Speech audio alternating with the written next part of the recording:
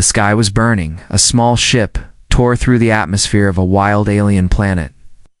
Smoke trailing behind it like a dying comet. Inside, a human Uli struggled to stay conscious. Alarms screamed, and sparks flew from broken panels. The ship's system had failed. The controls were dead. And gravity was pulling him down fast. Eli's fingers trembled as he slammed a red button, activating the emergency crash pod with a loud bang. The pod detached and shot toward the thick alien jungle below. Moments later, it hit the ground hard. Breaking trees and shaking the earth, the pod door opened slowly. Steam hissing out, Eli rolled onto the dirt. Bruised and bloody, but alive, he gasped for air, taking in the thick, humid scent of the jungle. Dark green vines hung from tall alien trees, and glowing insects buzzed in the distance. Everything felt wrong. This wasn't Earth. It wasn't safe. His ship was gone, and so was the signal to call for help. He looked around, and deep inside, he knew one thing. He wasn't alone. From the shadows, something watched him high above. Hidden in a camouflaged tree pod, Zelari, an alien girl with blue skin and glowing yellow eyes. Looked through binoculars. She zoomed in on the human, her voice shaking as she spoke into her wrist.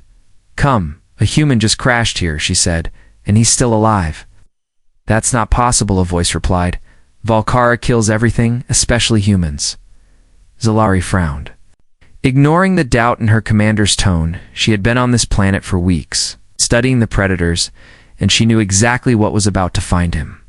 She turned her binoculars back to the clearing, eyes wide with fear. "It's coming," she whispered. Eli heard a low growl. He slowly turned around, heart pounding from the thick fog. A shape emerged, massive, four-legged, with pitch-black scales and burning red eyes. It was a Tharzal, the apex predator of this world. They were fast, smart, and deadly. He didn't run. He couldn't. The beast stared at him, growling, sharp. Claws digging into the dirt, Eli raised his hands slowly. Breathing hard, he spoke in a calm voice. "Hey there," he said. "I don't want to fight. No sudden moves. No threats, just stillness." The Tharzal tilted its head. Confused, this prey was not running, not screaming. It took a step forward. Its nose close to Eli's chest, sniffing him. Eli stayed perfectly still. He could feel its hot breath, smell. The blood on its tongue. Seconds felt like hours. Then, something strange happened. The beast stepped back, lowered its head slightly, and turned away, disappearing into the trees. Eli dropped to his knees, shaking, unable to believe he was still alive in her pod. Zelari's mouth hung open. That's impossible," she whispered. "It didn't kill him." She quickly saved the footage. Heart racing. No one's ever survived a Tharzal encounter. No one. She looked back at the human on her screen. Now gathering supplies from the wreckage, he moved slowly, carefully. Wiping blood from his arm and scanning the trees, he looked weak, small, lost. But something about him made her hesitate. He should have died. Instead, he lived, and the deadliest beast on the planet had let him go. Night fell quickly on Valkara. Eli sat by a small fire, and under thick leaves, his body sore and tired. He held a photo in his hand, his sister. Back on Earth, smiling. "I'll make it back," he whispered. "I promise," in the darkness. Two glowing red eyes watched from the trees, the same beast, silent as a ghost, but it didn't move. It just watched and stayed close. Far away, Zelari spoke into her recorder, her voice still shaking. "Day 17, she said. "The human crashed, survived a Tharzal, and the predator walked away.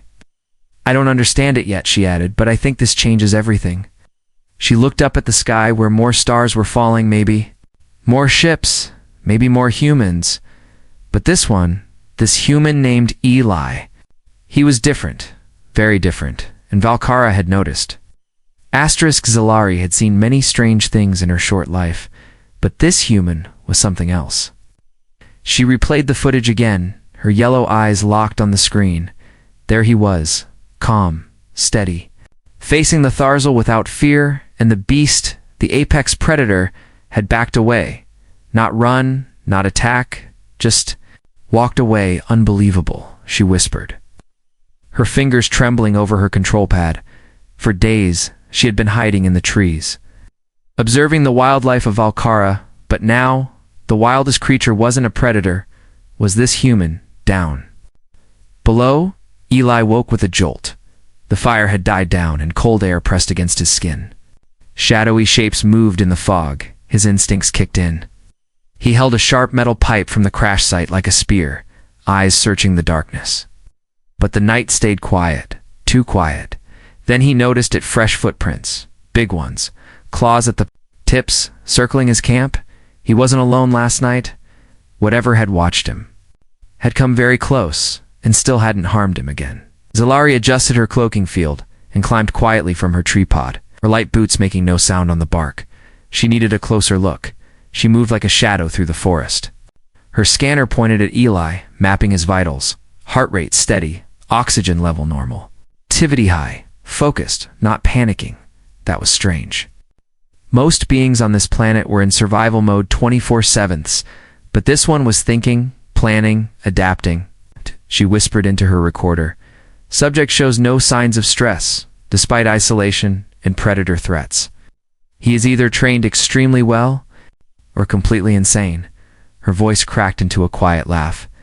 Maybe both. Eli gathered berries and alien fruit, checking them one by one with his wrist scanner.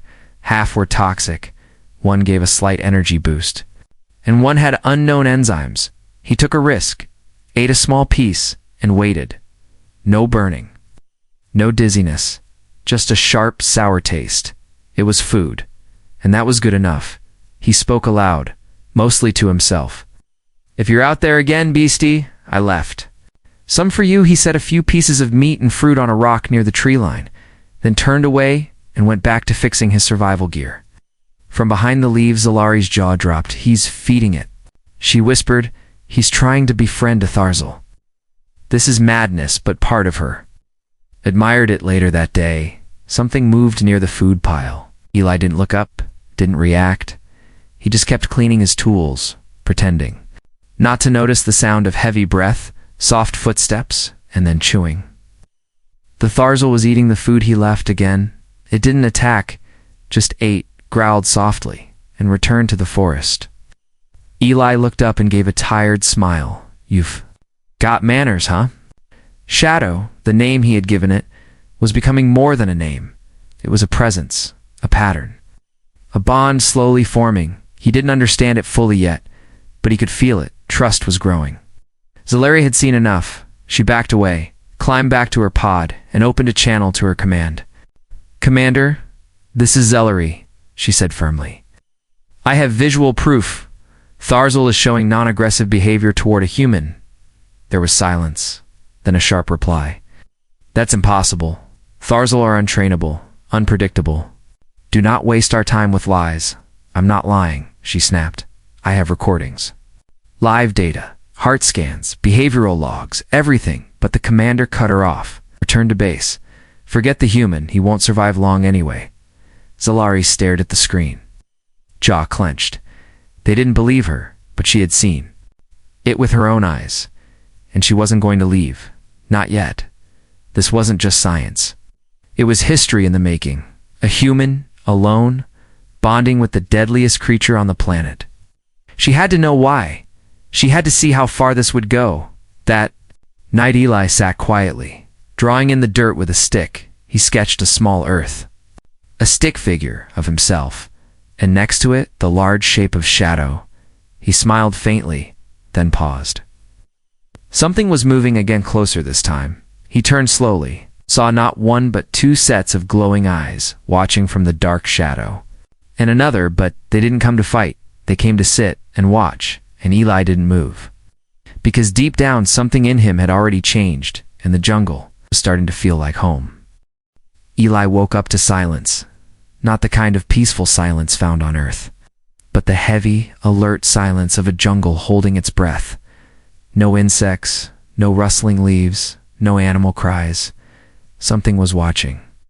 He slowly sat up, grabbing the sharp metal rod he kept close while sleeping, across the clearing, just beyond the fading glow of his campfire. Shadows stood still, eyes locked on the trees behind Eli. Then the predator did something it had never done before. It growled, low and deep. Not at Eli, but at something else. Eli turned quickly, weapon raised, breath tight in his throat. But what? Stepped out of the trees wasn't another beast. It was a person, sort of.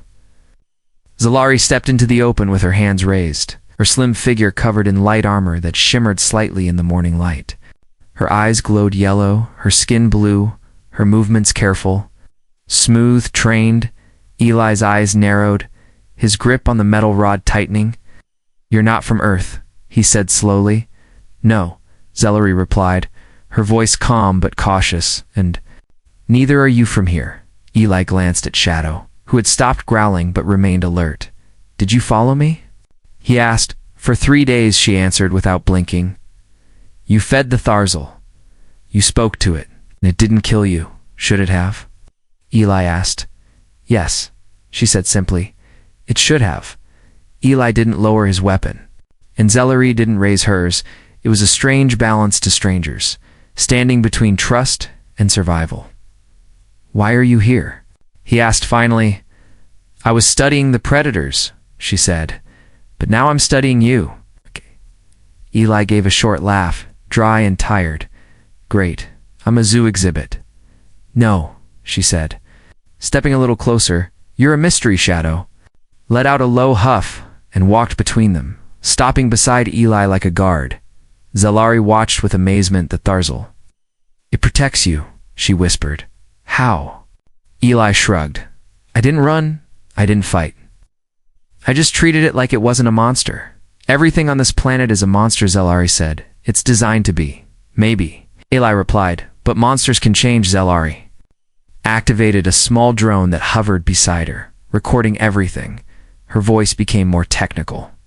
"Professional. Subject shows social bonding behavior. Shared space with alpha predator. No visible aggression." Eli raised an eyebrow. "You're not much of a people person, huh?" Zalari blinked. "I'm not a person. I'm variant."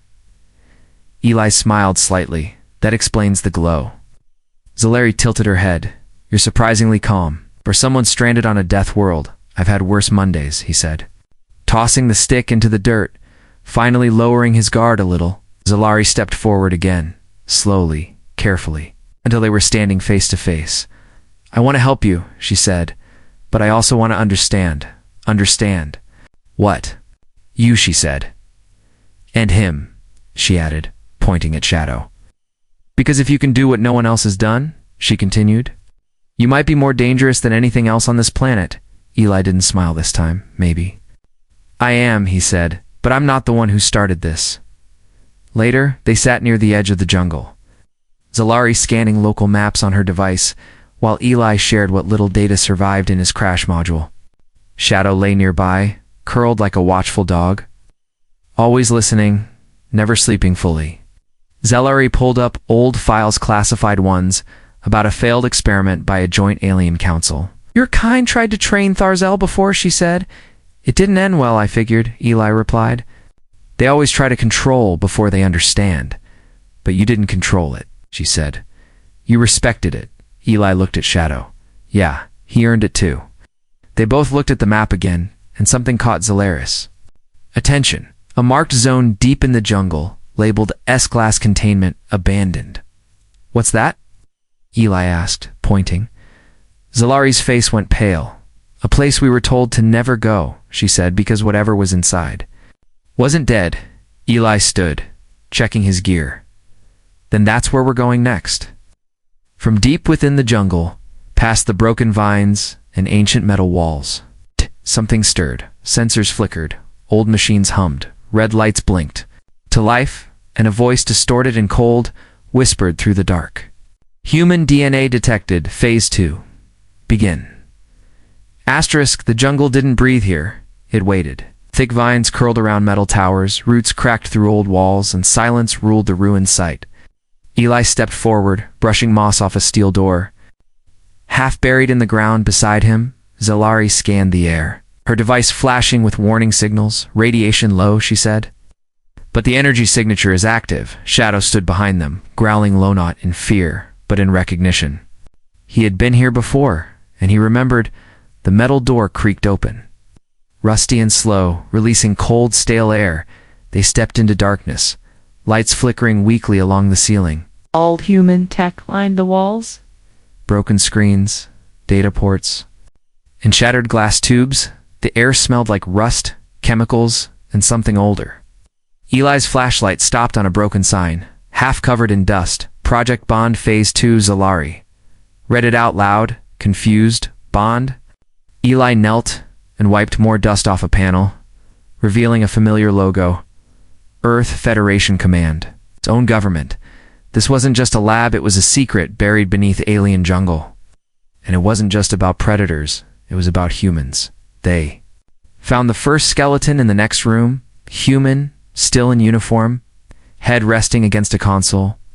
A final log was open on the cracked display. Eli powered it up with his wrist tool. The message flickered to life. Day 62. Project is out of control. Tharzel's behavior shifting. Some bond, others resist. Subject number 17 still shows unique connection, but he's gone missing. Protocol failing. We're being hunted. Then silence. The screen dimmed, and Eli stared at the words. They tried this before. He said, "Just like me." Zalari nodded slowly. "You weren't the first." "And maybe," Eli said, standing, "they didn't fail because it was impossible.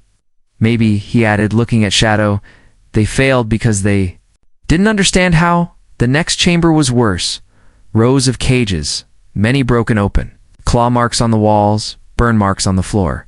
Glass tanks once held creatures part biological, part mechanical. Twisted hybrids of Tharzel and something else. Eli backed away slowly. They were making weapons. Zalari's voice was tight, illegal ones. She pointed at the shattered control system. "This tech. It's not just human, it's Virian too." "Your people helped?" Eli asked, surprised. "No," she said bitterly, "but someone with clearance did." Shadow sniffed the air and let out a deep, angry growl. Then suddenly red lights began, blinking above them, power returning. Something had woken up from deeper inside the bunker. A robotic voice echoed through the corridor. Intruder confirmed. Biosignature. Human. Match subject 17. Eli's heart stopped. "I'm not subject 17, he said, "am I?" Zalari turned to him, shocked. "Could you be? His clone?" "No," he said quickly. "I was born on Earth. Normal life. Nothing weird. But inside." He wasn't so sure anymore. What if the bond wasn't natural? What if it was programmed into him? Machines hissed to life, arms unfolding from the walls, red eyes blinking awake from metal sockets. Shadow roared and jumped in front of them, his body bracing for a fight. Zalari grabbed Eli's arm. "We need to move." They ran through the lab as lights flickered, alarms blaring in cold robotic voices. Containment breached, predator signature recognized. Initiating defense protocol. Doors began closing behind them as they dodged sparks and broken cables. Eli looked back once, seeing a shadow in the hallway. Something massive crawling out. Of a pod, it had metal plating, claws like razors, and half of a human face fused into its skull. Not alive, not dead, just designed, and it was hunting. They burst out of the lab into the jungle again. Gasping for breath, Shadow didn't stop. He growled and looked back, teeth bared, muscles shaking with tension. "Whatever they made down there," Eli said, "it's still working, and now it knows I'm here." Zalari checked her scanner, frowning deeply. "It activated long-range signals," she said. "Someone might come. Who?" Eli asked. "Whoever wanted this project buried," she replied. "And they won't care if you survive." Eli tightened his fists, looking up at the stars barely visible through the trees. "So they tried to control the beasts," he said, "but they created something worse, and now it's loose again." Zalari looked at him. "Then what do? "We don't run," he said, eyes locked on Shadow. "We do what they couldn't. We fight together." The jungle screamed, not with sound but with silence so deep it crushed the soul. Birds were gone. The insects vanished. Even the wind had stopped moving the leaves. Eli felt it in his bones. Something had changed. He crouched in the brush, eyes locked on the forest edge where the lab had been. Behind him, Zalari checked her weapons charge. Hands shaking slightly, Shadow stood completely still, not breathing, not blinking, just staring into the shadows like he was waiting for death. Then, they heard it. A sound that didn't belong on any planet. Not a roar, not a growl. Something. Mechanical, metal breathing. It stepped out of the smoke like a nightmare. Tall, armored in silver-black plating, with claws like scythes and glowing red eyes. Its body moved like a beast, but its head was half human. Half machine, fused in horror. Long metal spine dragged behind it, twitching, sparking, alive. Its voice came in broken pieces. Like 1,000 echoes trapped in a dying radio. Sub-JECT ... 17 ... re-turn ... pro-2-col ... restart ... Eli's stomach turned. It's not a guard, he whispered. It's a test subject. Zellari's eyes went wide. They made it out of a human, and a Tharzal, Eli added quietly. The beast called Unit 17 and old logs took a step forward, and the ground cracked beneath its weight. Shadow growled and moved in front of Eli, lowering himself into a fighting stance, but for the first time, he seemed afraid. Unit 17 moved fast, faster than anything that big should. Shadow leapt at it, fangs wide, claws flashing, but the monster met him midair with a metal arm, slamming him into a tree. The impact shook the forest. Eli shouted, charging forward with his stun spear, but the weapon shattered against the creature's armor like glass. Turned toward him, red eyes scanning his face. DNA ... match ... Eli froze. What bloodline? Eli froze. What bloodline? He asked, stepping back. Your family, Zalari whispered. Someone you're related to. They were part of the project. The monster lunged again. But Zal reactivated a flash bomb, blinding light filling the jungle. They ran, pulling Shadow with them, bruised but breathing. Trees whipped past them, alarms from the lab still echoing. Behind them, like ghost sirens, Eli didn't know where they were going, only that they had to stay ahead of the thing chasing them. Hours passed, or maybe minutes' time didn't matter in fear. They hid inside a deep cave system, Shadow lying across the entrance like a shield. Eli sat in silence, heart pounding, mind spinning. They built it from someone like me, he said, voice hoarse. That thing. Knows me. Zalari paced nearby, her scanner going wild with strange signals. Shadow couldn't beat it, she said. And if we can't fight it, we need to outsmart it. Eli stood slowly. You said I bonded with Shadow differently, right? Yes. Then maybe that bond can be used for more than survival, he said. Maybe it can be a weapon. Zalari gave him a sharp look. You want to link with more Tharzal? No, he said. I want to lead them. In the quiet night, Shadow began to stir. Rising to his feet despite the pain, he walked to Eli and placed his head gently against his chest. It wasn't submission, it was choice, a sign Eli looked into. The glowing red eyes of a beast that could kill him with one swipe, and whispered, Will you help me stop that thing? Shadow let out a low, a green growl, a bond forged not by fear, but by shared purpose.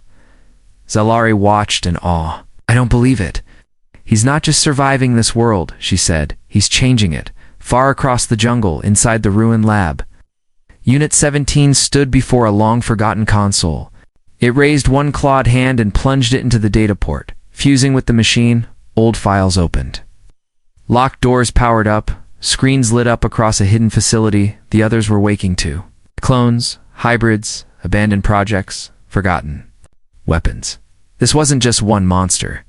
It was an army, and the jungle was no longer just wild. It was a battlefield, asterisk. They came to kill him. Instead, they found him leading the monsters they feared most. Dawn broke over the jungle, but there was no peace in the sunlight. Thick mist crawled through the trees, hiding shadows that weren't supposed to move. Predators, silent, deadly, and waiting, not hunting this time, obeying. Eli stood at the center, of a rocky plateau, his eyes scanning the growing crowd of Tharzel gathered before him. There were 5 now, each one marked with scars, battle wounds, old rage, but none of them attacked because Shadow stood beside him, and Shadow had chosen. And they followed what Shadow followed. Zellery watched from the edge of the cliff, her voice low as she recorded, Day 23, she said. The human now commands a pack of apex predators without force, without fear, without control. Implants. This is not dominance, she continued. This is loyalty. She looked down at her scanner heartbeat. Steady, brainwaves aligned, he wasn't afraid anymore. He belonged hours earlier. Zellery had activated a distress signal. Hoping to call for help, maybe a rescue ship, maybe backup. But what answered was worse. A coded message, old and buried in secret files. Project BOND Emergency Clearance. Echelon Black UNIT 17. Active Asset Elimination Protocol initiated. She didn't tell Eli what that meant at first, but he already knew. They're not coming to save us, he said. They're coming to bury this US. Included, back at the lab ruins, Unit 17 had begun activating the others. Sealed vaults opened slowly. Gas hissing into the air as hybrid creatures crawled into the light. Some were four-legged, like the Thurzel, but metallic, soulless. Some had humanoid features with robotic limbs. Eyes that flickered with pain and rage. These weren't predators. They were mistakes.